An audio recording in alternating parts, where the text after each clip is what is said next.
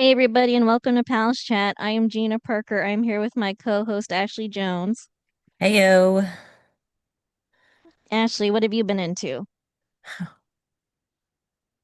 I saw the new Superman movie. How was it?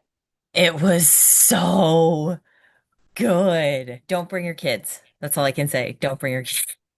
Did you bring your child? We did not. Oh, good. No, no. That was smart on our part and we actually I don't know, it was one of those I think it's just easier if we lie to our child moment Mm-hmm. where we just said, "We're going to a grown-up movie." And he was like, "Which grown-up movie?" And I was like, "A grown-up movie."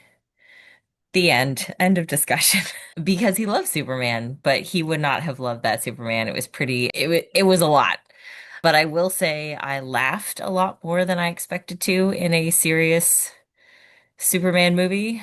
Lois is amazing. For those of you who are Marvelous Miss Maisel fans, she plays Miss Maisel. uh Miss Maisel, yes, hmm plays Lois, and she does a great job as Lois. Like I was like half expecting her to just like come out with like the sort of Brooklyn accent that she has in Maisel.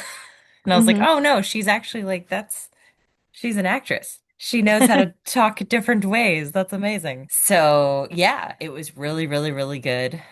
I can't tell who stole the show more, if it was the dog or Superman because the dog's amazing as well. But yeah, it's quite roller coaster for sure. It's like up and down. It's very much looking at a vulnerable side of Superman. So he's beaten more often than he's winning in this movie. Like normally he's just like cars above head, like I'm the superhero, like nothing can phase me, bullets, whatever.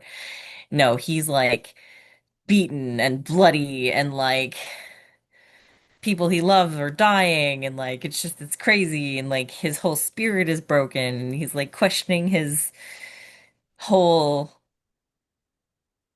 personality and why he's on it's really really really good. Anyway, go see it. That's good because I think one of the main complaints of the franchises of Superman is like he lacks vulnerability because he can do so much. So it's good to hear it's an interesting take.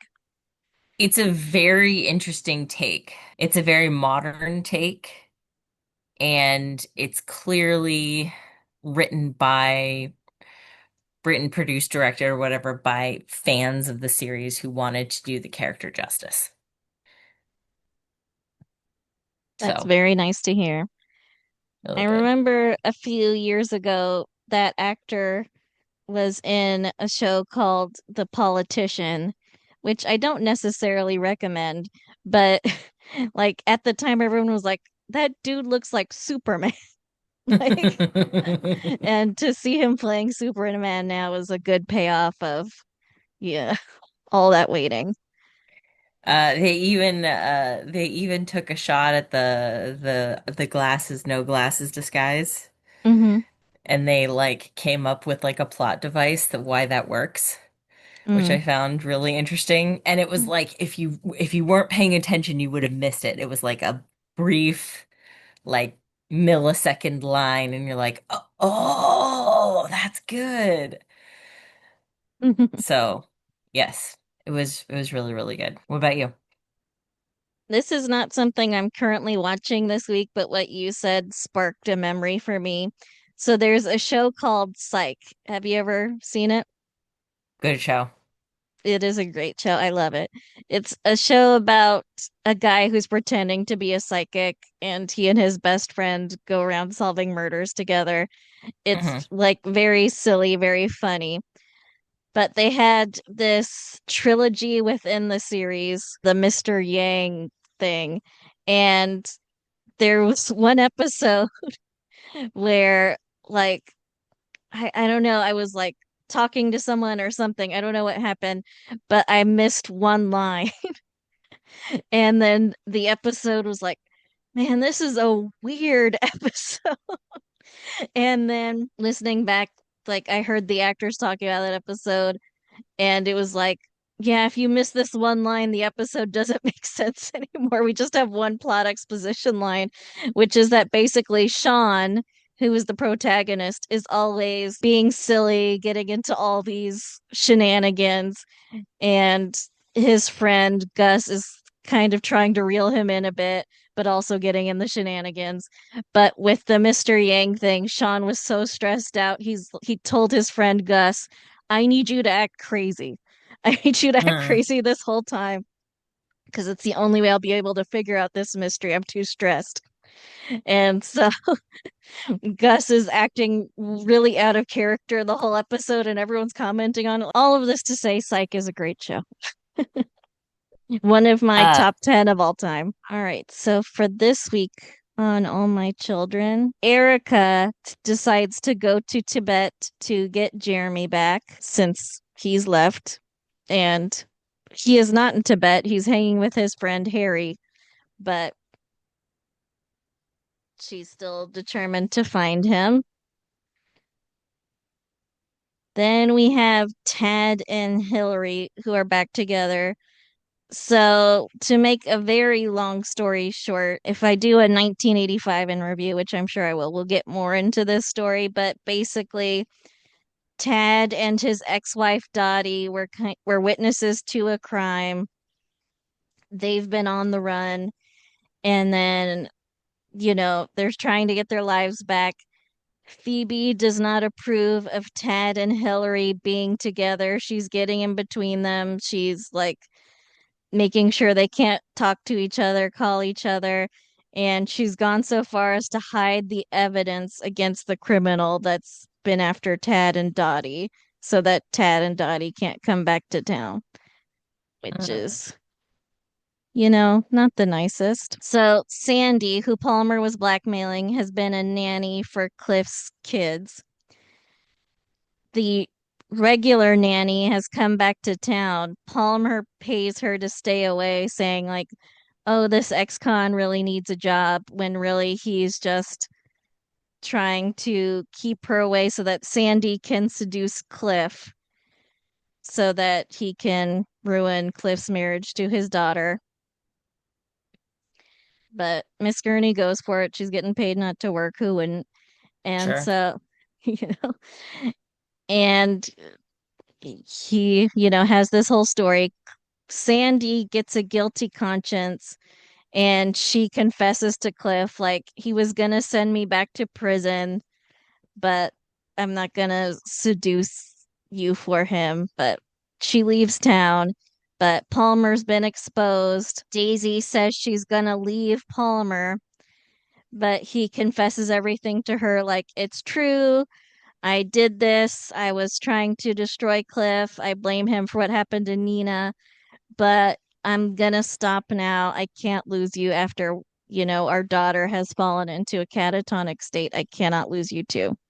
So Daisy comes back to him, and Cliff's like, that is a huge mistake. He's still trying to con you. And he is, because with Sandy out of the picture, Palmer has gotten a new doctor for Nina, who's actually very, very good, but he offers to fund all of the doctor's research with like tons and tons of money now that Nina's getting better, if the doctor will not let anyone but Palmer see Nina. And he's also paying the doctor to tell Daisy and Cliff that Nina's not doing any better and lying about that so that he can control her and keep her all to himself. Palmer's on a rampage.